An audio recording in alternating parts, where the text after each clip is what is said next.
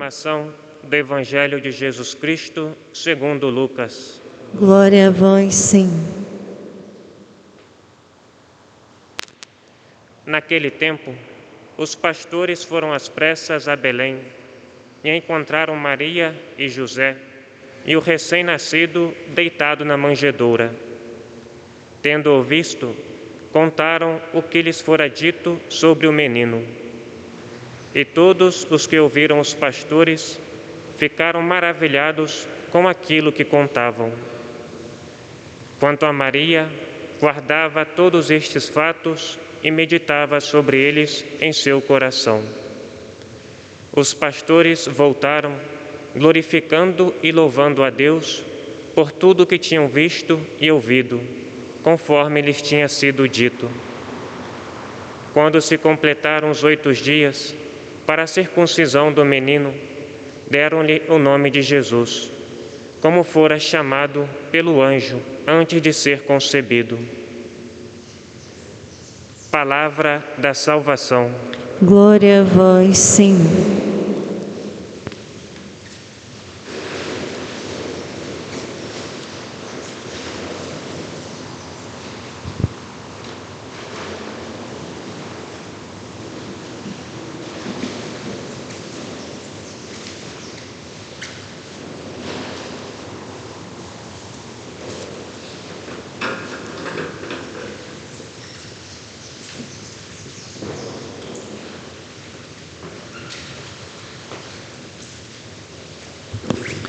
Meus queridos irmãos e irmãs, vocês que aqui estão, vocês que nos acompanham de perto e de longe pelas redes sociais, nós hoje celebramos o último dia da 8ª de Natal.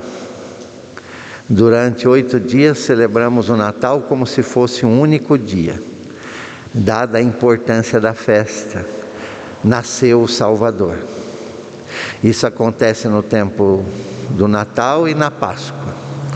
E na 8ª do Natal nós celebramos a Sagrada Família. E hoje, no último dia da 8ª, celebramos Maria, Mãe de Deus.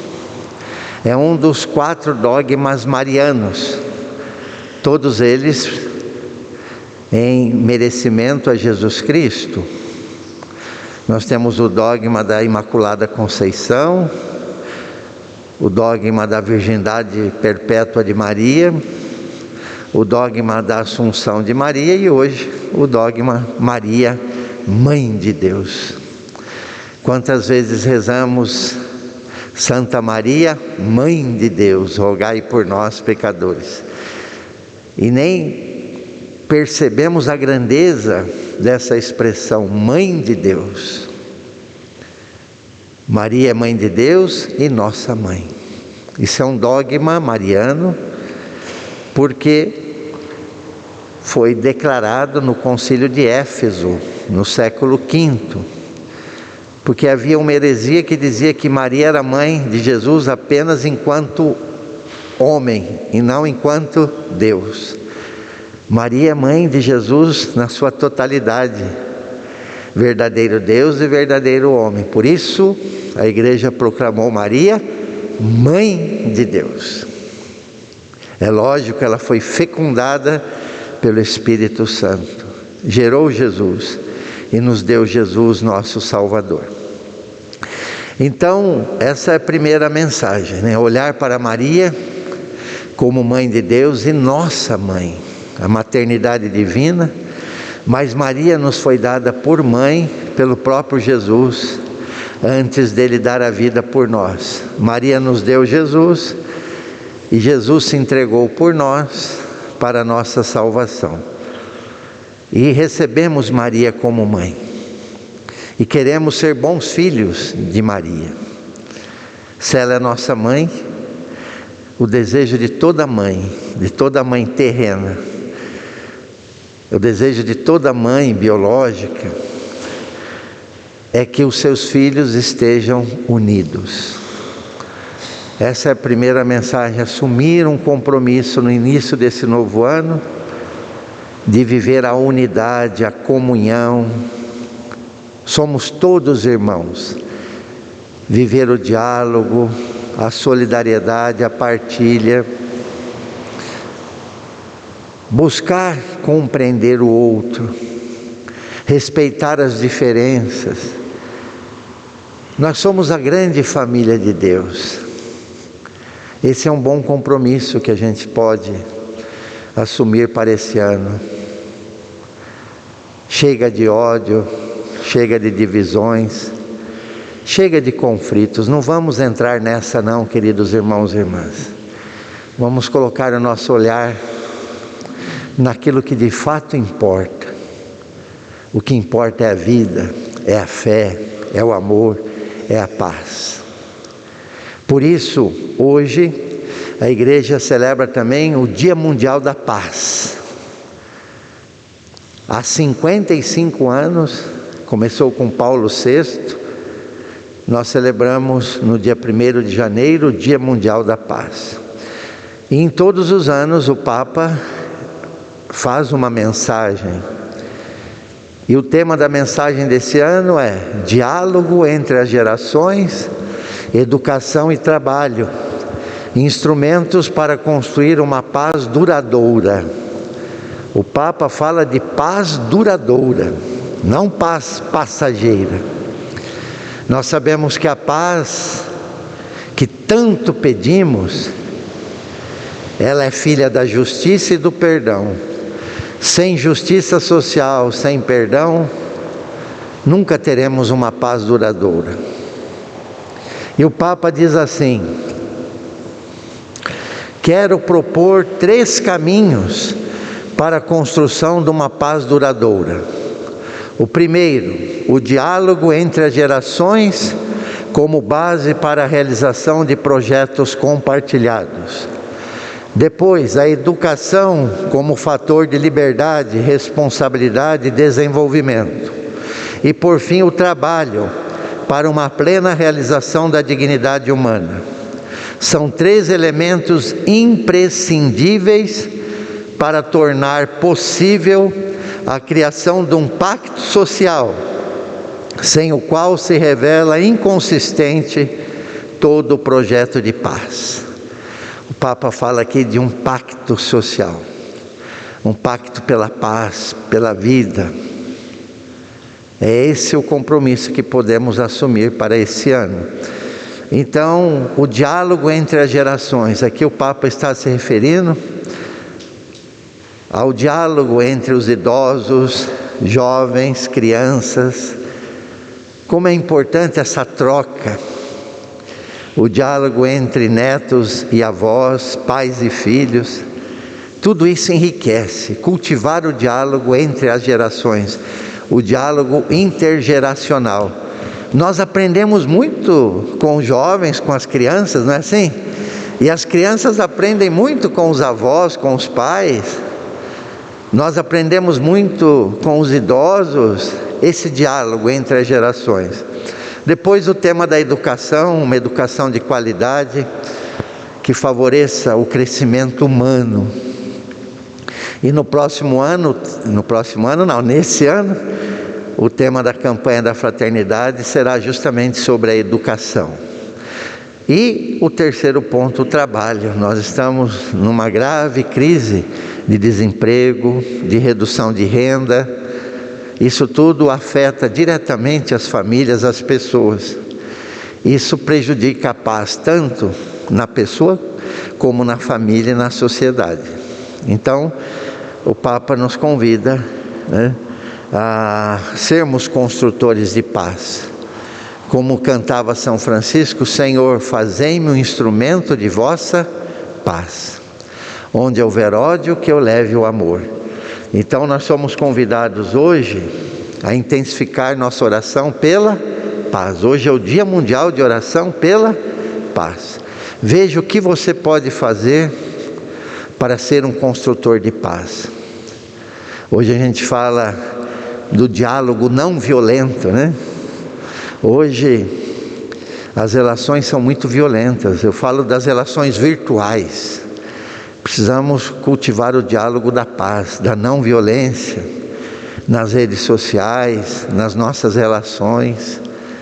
pagar o mal com o bem. Se a gente quer a paz, a gente precisa aprender com Jesus a rezar pelos inimigos, a rezar por aqueles que nos perseguem, a rezar, né, por todos os que têm poder de decisão, os governantes, para que governem com justiça em vista do bem comum e da paz. Precisamos aprender com Jesus o perdão, a misericórdia. Ele que nos deu esse exemplo antes de dar a vida para nós. No momento de extremo sofrimento, Jesus disse: Pai, perdoa-lhes, eles não sabem o que fazem. É assim que a gente vai construir a paz. Depois vejam, nós iniciamos o novo ano pedindo as bênçãos de Deus. A primeira leitura do livro dos Números, uma bênção antiga do Antigo Testamento, e depois o Salmo diz que Deus nos dê a sua graça e sua bênção. É o que precisamos. Estamos aqui para pedir a bênção de Deus e a graça de Deus para esse novo ano. E é lógico, o dom da fé. O resto vem por acréscimo. Se nós temos fé, se nós temos a graça de Deus para enfrentar as provações e dificuldades, para enfrentar a vida, se nós temos a bênção de Deus, nós vamos em frente. É lógico que o cenário não é favorável. Mais uma vez celebramos o Natal no meio de uma pandemia. Quando pensávamos que a situação estava melhor, apareceu uma nova variante. Apareceu agora uma pandemia da gripe. Não podemos nos descuidar. Então vejam, é mais um Natal numa situação de incertezas. Mas a certeza de que um menino nos foi dado, de que o Salvador nasceu, de que Jesus caminha conosco, essa é a certeza que nos mantém de pé, tocando em frente, no olhar da fé. Então, nós pedimos a bênção de Deus, pedimos as graças para sermos bons cristãos, para vivermos bem nesse novo ano que se inicia, que acabamos de acolher. E também contamos com a poderosa intercessão de Nossa Senhora, que nos acompanha, que passa à frente, que está atenta às nossas necessidades. Então, por isso, a leitura e o Salmo falam da bênção. E nós estamos aqui para pedir a bênção de Deus. Mas para agradecer, não só para pedir. Agradecer as maravilhas que Deus fez no ano que terminou. Foi um ano difícil? Foi. Esse ano será difícil? Certamente será. A vida é difícil? É. Todos os anos são difíceis? São. Enquanto houver vida, haverá alegrias, perdas, ganhos, dores. A vida é assim. Às vezes a gente tem o desejo de uma vida linear, retinha. Isso não é vida, isso é morte. Quando o monitor cardíaco fica retinho, é sinal de que não tem mais vida. Enquanto tem vida, tem movimento. E nós, a partir da nossa fé, vamos enfrentando os movimentos da vida, agradecendo as alegrias, pedindo força para enfrentar as provações. Por isso estamos aqui para agradecer. O Senhor fez em nós maravilhas e santo é o seu nome. Vamos repetir? O Senhor fez em nós maravilhas e santo é o seu nome. Esse é o cântico de Maria. E para esse ano, o Senhor quer fazer em nós maravilhas e quer fazer por meio de nós maravilhas. Somos colaboradores de Deus na construção da paz, da justiça, do perdão, da harmonia, da fraternidade universal. Então estamos aqui para agradecer e para pedir. E no olhar da fé enfrentar tudo que vem pela frente. Com serenidade, com paciência, com perseverança. A vida é isso, é um misto, né? de dor, de alegria, de perda. Quantas pessoas passaram o Natal e passaram o Ano Novo em luto, após sepultar um ente querido, ou vítima da pandemia, ou vítima de outros males. Mas nós estamos aqui vivos e queremos agradecer a proteção de Deus e a intercessão de Nossa Senhora. E quando a gente fala em enfrentamento da vida, me vem aquela oração do abandono. Se abandonar nos braços de Deus.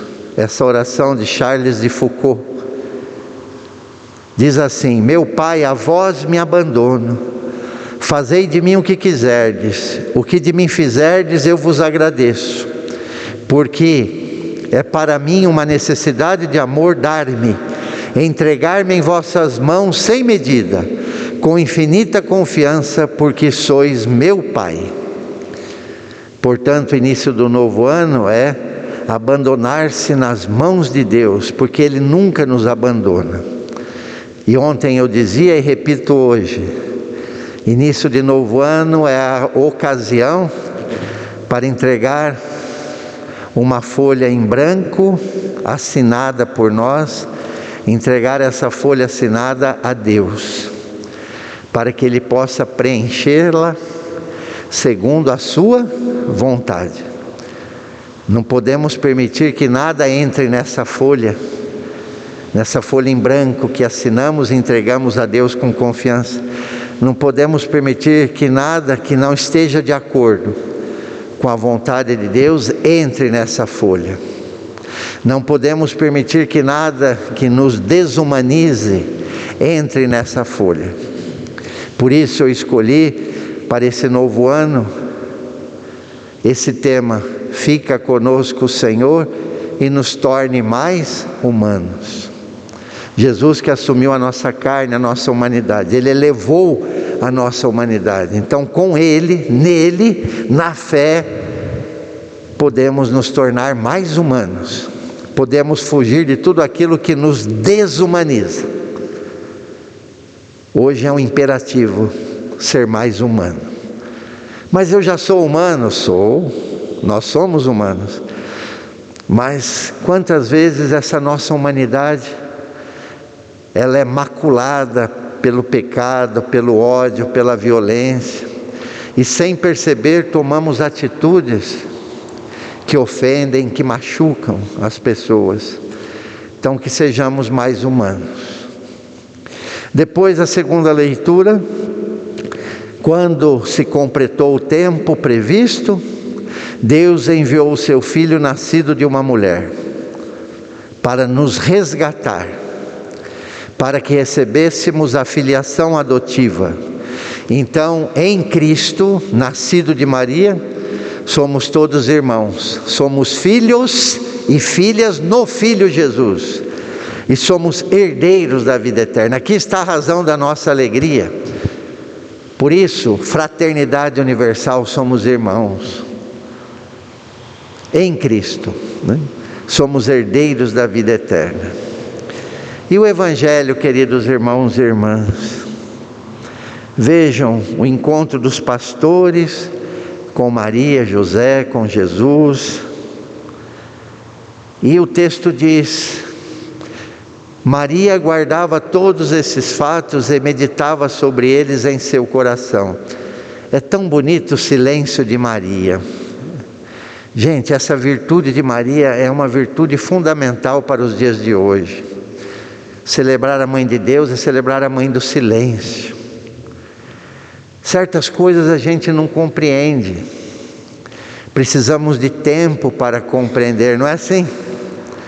Mas às vezes queremos respostas imediatas.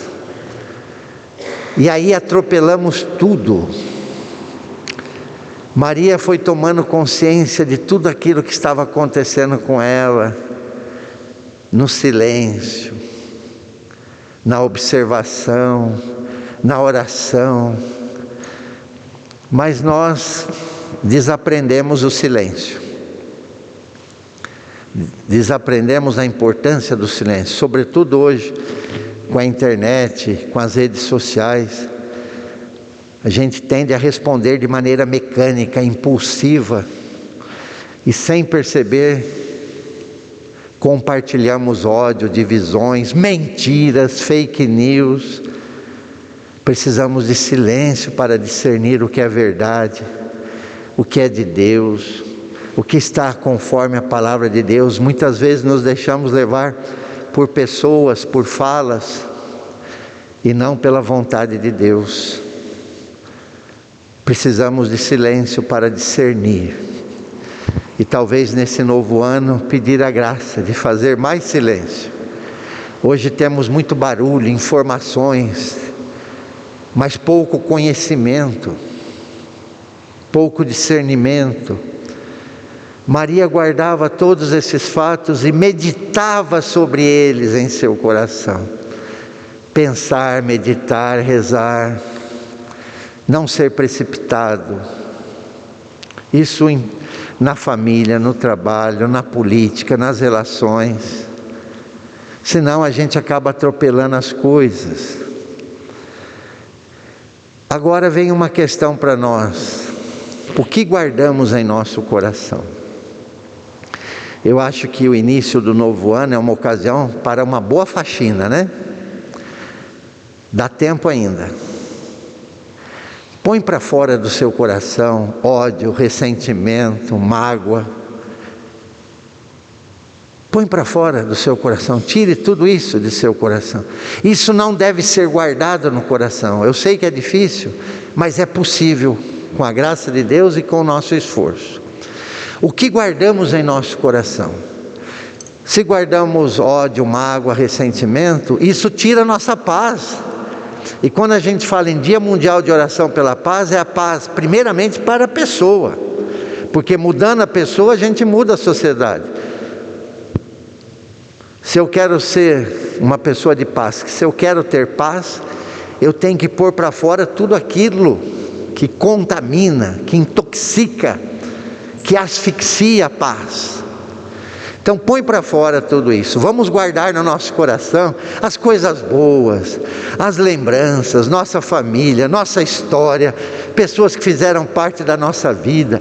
Guardar no nosso coração as maravilhas de Deus em nossa vida. Como Deus tem sido bom, generoso. Às vezes por um fato negativo a gente se esquece de tudo aquilo de bom que aconteceu. E se formos honestos, todos nós estamos encerrando o ano no azul, não no vermelho. Bom, as contas podem estar no vermelho, né? Porque subiu tudo, inflação. Mas a nossa vida está no azul. Estamos vivos, estamos de pé, estamos aqui para rezar, para agradecer. Combati o bom combate, terminei a corrida e guardei a fé. Ainda que a nossa conta bancária não esteja boa, sem contar que milhões e milhões de brasileiros não têm nem o que comer, estão desempregados, numa situação de vulnerabilidade. Mas o saldo nosso é positivo, porque estamos aqui. Então guardar no coração as coisas boas que Deus realizou em nossa vida, as maravilhas, recordar e pôr para fora tudo aquilo que rouba a nossa paz. Então essa é a pergunta que vamos levar olhando para Nossa Senhora, Mãe de Deus e nossa Mãe. O que guardamos e meditamos em nosso coração? O que não for bom, põe para fora. O que for bom, medite. Isso tudo vai te lançar para frente, né? Vai renovar a sua esperança. E quando a gente guarda no coração, a gente medita, a gente dá um tempo para Deus dar a resposta. A gente aprende, a gente cresce. São Paulo diz: tudo contribui para o bem daqueles que amam a Deus. Nada poderá nos separar do amor de Deus. Mas precisamos ter tempo.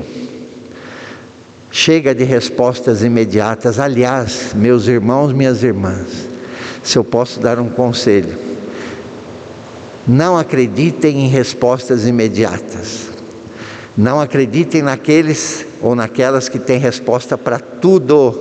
Cuidado. Nós precisamos de discernimento, de paciência. Tem gente que diz saber tudo, tem resposta para tudo, se considera o melhor de todos. Orgulho, vaidade, presunção, fujam disso. Procurem as pessoas humildes. Todos nós somos aprendizes, estamos aprendendo com a vida. E para terminar, falando em vida, já entregamos a folha em branco para Deus, deixar que Ele preencha. Já assumimos o compromisso de sermos construtores da paz. Acolhemos Maria como Mãe de Deus e nossa. E eu termino com uma frase de Guimarães Rosa, que diz assim: o correr da vida embrulha tudo. A vida é assim, esquenta e esfria, aperta e daí afrouxa, sossega e depois desinquieta. O que ela quer da gente é coragem. Coragem, serenidade, paciência, perseverança. A todos e todas, um feliz e santo ano novo. Vamos permanecer de pé no olhar da fé, tocando em frente a nossa vida, com a poderosa companhia de Maria, Mãe de Deus e nossa. Louvado seja o nosso Senhor Jesus Cristo, para sempre seja louvado.